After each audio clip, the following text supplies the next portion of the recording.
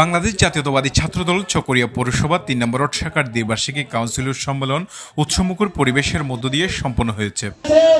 রবিবার ১২ অক্টোবর বিকেলে ফুলতলার ডাকবাংলো অফিস মাঠ প্রাঙ্গণে অনুষ্ঠান অনুষ্ঠিত হয়। এতে ৩ নম্বর ওয়ার্ড ছাত্রদলের আহ্বায়ক সাকাত হোসেনের সভাপতিত্বে ও যুগ্ম আহ্বায়ক সাজ্জাদ হোসেনের সঞ্চালনায় প্রধান অতিথি ছিলেন ৩ নম্বর ওয়ার্ড বিএনপির সভাপতি মোহাম্মদ মঈনুদ্দিন। অনুষ্ঠানে উদ্বোধক হিসেবে উপস্থিত ছিলেন চকরিয়া পৌর ছাত্রদলের সংগ্রামী আহ্বায়ক সাইমুল হাসান জামশেদ। প্রধান বক্তার বক্তব্য রাখেন পৌর ছাত্রদলের সদস্য সচিব সাইফুল ইসলাম স্বাধীন।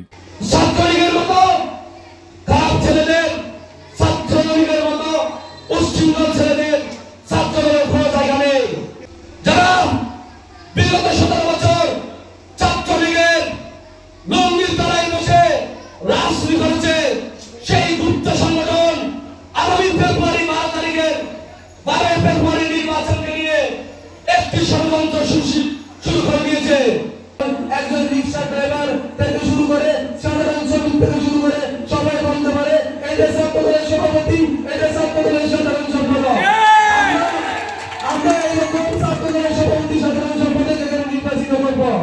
এছাড়া বিশেষ অতিথির বক্তব্য রাখেন পৌর ছাত্রদলের যুগ্ম আহ্বায়ক আব্দুল খালেক ছোটন এবং বিশেষ বক্তার বক্তব্য রাখেন ছাত্রনেতা সাজ্জাদ হোসেন রানা।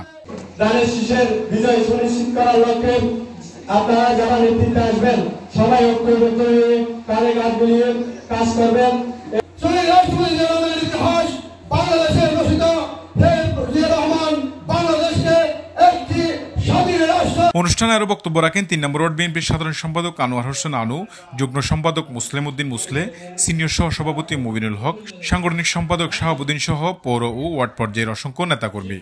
আজকের এই সম্মেলনে যারা মিটিংয়ে মিছিলে অংশগ্রহণ করেছেন এটাই প্রমাণিত হয়েছে ৩ নম্বর ওয়ার্ডের মাটি বিএনপির ঘাঁটি, ৩ নম্বর ওয়ার্ডের মাটি ছাত্রদলের ঘাঁটি।